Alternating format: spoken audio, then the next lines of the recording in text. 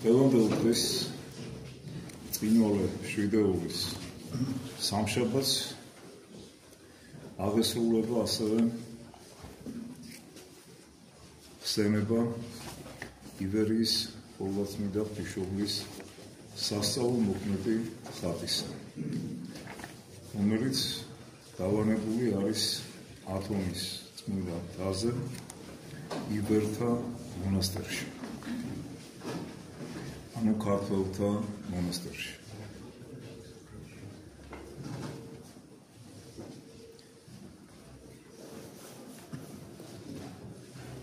ქრისტეს შობიდან მე-9 საუკუნეში ხატმბრძოლი წვალებლობის სენით შეპყრობილი იმპერატორის თეოფილეს მეფობის დროს მძვინვარებდა პატიოსანი ხატების სასტიკი დევნა. ხატთა თაყვანისცემის აღმსარებელ კელტიურ მორწმუნე ქრისტიანებს აწამებდნენ, ხოლო თავად წმინდა გამოსახულებებს იღებდნენ ტაძრებიდან და წყალიდან. ყველა ქალაქსა და სოფელში წარგზავნილი იყო საიდუმლო ზვერავები, რათა მოეძიათ ფარულად შენახული ხატები და მეფის მკაცრი ბრძანების თანახმად გაენადგურებინათ ისინი. იმ დროს მცირე აზიის ქალაქ ნიკიასთან ცხოვრობდა ერთი მდიდარი კეთილმსახური და ქველისმოქმედი ქვრივი, თავის ჭაბუკ ვაჟთან ერთად. მას ჰქონდა ყოვლადწმინდა ღვთისმშობლის საკვირვო მოქმედი ხატი, რომლის მიმართ განსაკუთრებული რწმენა და კეთილმოწიწება გააჩნდა. მან თავისი სახლის მახლობლად ააგო ეკლესია, სადაც მოათავსა ხატი და ხშირად მხურვალედ ლოცულობდა მის წინაშე. ერთხელაც ქვრივის სახლში მივიდნენ მეფის მზვერავები და თვალი მოკრეს ტაძარში დასვენებულ ღვთისმშობლის ხატს. ერთ-ერთმა მათგანმა განრისხებით ხატს מחვილი ჰკრა და წამსვე ქალწულის ლოყიდან ვითარცა ცოცხალი სხეული და სისხლი გარდა მოედინა და ჯალათს გულზე მიესხა. დედაკაცმა დაუჩოქა მათ და სთხოვა დაენდოთ ხატი და მოეთმინათ გათენებამდე, სანამ იგი გამოსასყიდ თანხას შეაგროვებდა, რაზეც მეფის ანგართ მოყვარე მსახურთაგან თანხმობა მიიღო. მათი განშორებისთანავე ქვრივი თავის ძესთან ერთად ეკლესიაში შევიდა. მუხლმოდრეკილი ცალ აპყრობილი ხელებით დიდხანს ევედრა ღმრთის დედას, ცრემლითა და ოფლით დაალტო მიწა და ბოლოს დიდი მოგრძალებით ხატი ზღვის ნაპირას მიაბრძანა. იქ კვლავ დავარდა წმინდა ხატის წინაშე და მობიერად შეღაღადა მარადის ქალწულს. დედოფალო, შენ ვითარცა ღვთისმშობელს ძალგიც გვიხსნა ჩვენ უკეთური მეფისაგან და შენი ხატი დამთქმისაგან. ამ სიტყვებით ქვრივმა სანატრელი სიწმინდე ზღვაში ჩაუშვა და იხილა სასწაული. ხატი არ დაეცა წყალზე, ბრტყლად არამედ ზე აღიმართა და ტალღებთან ერთად დასავლეთისაკენ გასულა. ამის ხილვით მუგაშინისცემულმა დედაკაცმა მადლობა შესწირა უფალს და მის ყოვლად უბიწო დედას. მერე მიუბრუნდა თავის ძეს და უთხრა: აღსრულდა ჩვენი წადინი და იმედი. ამაო არ ყოფილა ჩვენი მსახურება ღმრთისადმი და კეთილმოწყალება ყოვლადწმინდისა ღვთისმშობელისა. ახლა მისი სიყვარულისათვის მე მზად ვარ მოკვდე ტანჯვალთა ხელით. შენი სიკვდილი კი არ მნებავს. მე არ შემიძლია აქედან წასვლა. შენ კი გთხოვ და გევედრები, რათა გაიქცე. შვილმა მორჩილებით მიიღო დედის ნება. გამოეთხოვა მას და დაუყოვნებლივ წავიდა თესალონიკში.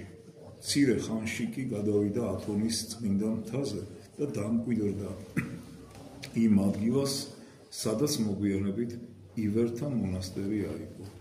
აქ მან მიიღო მონოზნობა, ღმრთის საპნო ღვაწლში განვლო ცხოვრება და კეთილად აღესრულა იგი.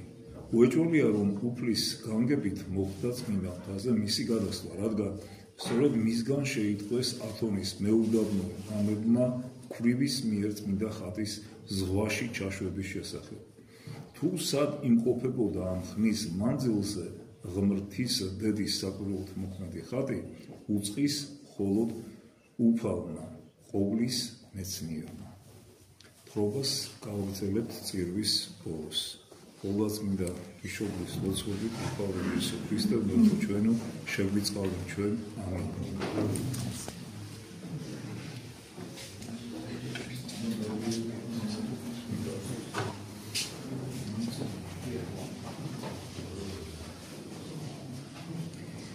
ვაგრძელებთ თხრობას ივერიის ყოვლადწმინდა ღვთისმშობლის სასწაულო მოქმედი ხატის შესახებ.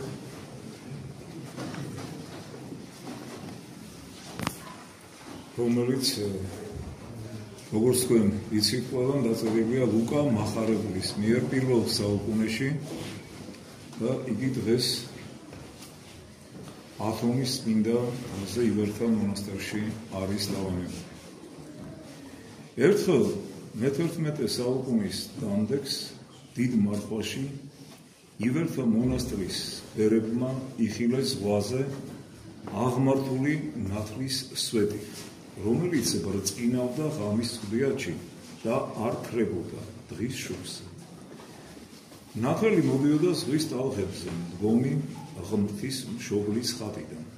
მამები შეეცადნენ ნავით მიახლოვებოდნენ ხატს, მაგრამ სიწმინდე განეშორა მათ და მისი ნათელი იხილეს ჰორიზონტზე, სადაც ზღვა უერთდება ცას. ათონის ყველა მოღვაწე ზღვასთან შეიკრიბა. თითქოს და მტრედების გუნდმა დაჰფარაო მისი ნაპირი. ბერები პარაკლისებს უხდიდნენ ზეციურ დედოფალს. მონასტრებში არ წყდებოდა ფსალმუნთა კითხვა. დადგა ვნების შვიდეობა. მთელმა წმინდამთან გლოვის ძაძები შეიმოსა. უკლებლივ ყველა ბერი ინანიებდა თავის სოდლებს. მონასტრის წინამძღვრებიც, წლების მანძილზე დაბუდებული მამებიც და წუთი სოფლიდან ახლად მოსული მორჩილებიც. მათ იცოდნენ, რომ სინანურის ცრემლებით განუბანელი ცოდვები ვითარცა კედელი გზას უღობავდა ზეციურ დედოფალს. იმ ხნად ივერთა სავანის მიდამოებში მიუვალ მთაზე განმარტოებულ სენაკში კაცთა მზერას მოშორებულ ღმრთის სათნო ღვაწლში ატარებდა განდეგილ ცხოვრებას ღირსი გაბრიელი, ტომით ქართველი. ზეციური ნათლით შემოსილი ღმრთის მშობელი ძილში გამოეცხადა ღირს გაბრიელს, რომელიც თავისი სენაკის სიმაღლიდან ჭურეთდა ზღვით მოგზავნებულ პატიოსან ხატს ღმრთის დედისა და უთხრა: აუწყე წინამძღვარსა და ძმებს, რომ მნებავს მივანიჭო მათ ჩემი ხატი, შემწეთ და მფარველა. ნიშნად ამისა შემოდი ზღვაში რწმენით გაიარეთ მის ტალღებზე და მაშინ ყველა შეიტყობს თქვენი სავანისადმი ჩემს სიყვარულსა და წყალობას. წმინდა ბერმა ამ ხილვის შესახებ წინამძღვარს გამოუცხადა. მეორე დღეს განთიადზე ივერთა მონასტრის მამები გალობითა და საკმევრის კმევით და ლიტანიობით გამოვიდნენ ნაპირზე. გაბრიელმა ილოცა ღმრთის მშობლისადმი. მერე ფეხი შედგა ზღვის ტალღებზე, როგორც პეტრემ გალილეის ზღვაზე, საკვირველად განვლო წყალი, როგორც ხმელეთი და ხელში აღიღო ფასდაუდებელი საუნჯე. ათორთოლებული და შეძორწუნებული გაბრიელი მოაბრძანებდა ღმრთის დედის საკვირველო მოქმედ ხატს, რომლის მადლი უხილავად იჭერდა მას წყლის ზედაპირზე. ბერებმა სიხარულით მიიღეს ხატი, ვითარცა თავად ყოვლადწმინდა ღმრთის მშობელი. იქვე სამლოცველო აუგეს და 3 დღე-ღამის განმავლობაში ხმარობდნენ უფალს და მის ყოვლად უბრძოლო დედას. იმ ადგილას, სადაც წმინდა გაბრიელმა ხატი გამოასვენა, ამოსჩქეფა საკვირველთ მოქმედმა წყალო, რომელიც დღემდე მოედინება და ყოველგვარ ხორციელ და სულიერ სნეულებათა უნარია. ეს ამბავი მოხდა ბრწყინვალე შვიდეულის სამშაბათს. 3 დღის შემდეგ ხატი გადაიტანეს მონასტრის მთავარ ტაძარში, ანუ კათოლიკურში და დააბრძანეს საკურთხეველში. მეორე დღეს ცისკრის ლოცვის წინ კანდლების ასანთებად ეკლესიაში შესულ ბერდს ხატი ადგილზე აღარ დახვდა. ხანგრძლივი ძიების შემდეგ ბერებმა იგი მონასტრის კარიბჭის კედელზე აღმოაჩინეს და კვლავ უწინდელ ადგილას დააბრუნეს. სასწაული რამდენჯერმე განმეორდა. ბოლოს ღვთისმშობელი ისევ გამოეცხადა ძილში გაბრიელს და უთხრა: გამოუცხადე ძმებს, რომ მეტად აღარ გამომცადონ, რადგან არ ვნებავს თქვენი მფარველობა, არამედ თვითონ მსურს ვიყო თქვენი მფარველიცა და მლოცველიც და მცველიც, არა მარტო ამ ცხოვრებაში, არამედ მომავალშიც. დაეყოლა ბერი, ვინც ამ მთაზე კეთილად და ღვთის შიშით იღვაწებს, სასუებდეს ჩემი ძისა და მეუფის მოწყალებას, რამე თუ მე გამოვითხოვე მისგან ეს ნიჭი და იყოს თქვენ და სასწაულად. ვიდრე ამ სავანეში იხილვება ჩემი ხატი, არ მოგაკლდებათ თქვენ ჩემი ძის მადლი და წყალობა. ამის მოსმენამ ძმებს გამოუთქმელი სიხარული მოჰყვა. მათ ყოვლადწმინდა ქალწულის სადიდებელად სავანის კარიბჭესთან მცირე ტაძარი ააგეს და მისი საკვირველთმოქმედი ხატიც იქ დაასვენეს. მას შემდეგ ხატი ღვთისმშობლის მიერ გამორჩეულ ადგილზე ბრძანდება, რის გამოც იწოდება პორტაიტისა ან კარიბჭისა და რადგანაც მან ივერთა სავანი აირჩია თავის ამყოფელად, ეწოდება ივერიის ღვთისმშობელი. მას ძველთაგანვე კიდევ ერთი სახელი შეარქვეს, მწყალობელი. იგი ყველა მართლმადიდებელ ერში დაემკვიდრა და ამიტომაც ივერთა მონასტერს მსოფლიოში 100-ზე მეტი დიდი მეტოქი ანუ ქვემონასტერი ჰქონდა. არსებობს გადმოცემა, რომ სანამ კარიბჭის საკვირველთმოქმედი ხატი ივერთა სავანეში იმყოფება, ათონის მთა მთელს ქვეყნიერებას მოჰყენს მართლმადიდებლობის წმინდა ნათელს და ჯოჯოხეთის ძალები ვერ მოერევიან მას. მაგრამ დადგება დრო და ხატი გაუჩინარდება ისეთივე იდუმალი გზით, როგორც მოვიდა. მაშინ ბერებმა სასწრაფოდ უნდა დატოვონ წმინდა მთა, როგორც ქრისტიანებმა მიატოვეს იერუსალიმი ტიტუსის დროს. სოფლის აღსასრულისა და უფლის მეორედ მოსვლის ერთ-ერთი ნიშანი სწორედ ეს იქნება. ათონზე იყო ჩვეულება. ყოველ კვირას ივერთა სავანის კარიბჭესთან მოდიოდნენ ყველა მონასტრის წარმომადგენლები, რათა გაეგოთ იყო თუ არა ხატი თავის ადგილას. თაყვანს სცემდნენ მას, როგორც წმინდა მთის იღუმენიას და ბრუნდებოდნენ თავიანთ მონასტრებში.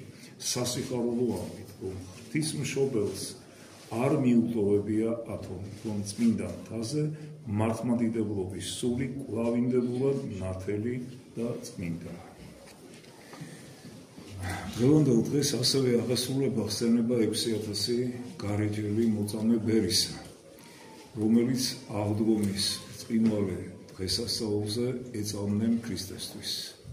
ივერიის ყოვლადწმინდა ბიშოპის ხატის მადლით და 6000 გარეჯელი ბერის ლოცვებით ბოლო იესო ქრისტე მერტო ჩვენო შეგვიწყალეთ ჩვენ. ამინ. გილოცავთ დღევანდელ დღეს და დღესასწაულს და დღესასწაულს, კრებათა კრებას, აღდგომის ბრწყინვალე დღესასწაულს. ქრისტე აღსდგა. ქრისტე აღსდგა. ქრისტე აღსდგა. ეხლა სეფისკვერი გადმოგეცემოთ, მიიღებთ სეფისკვერს და შემდეგ მობრძანდით ერთად გავიზიაროთ დღევანდელი დღესასწაული.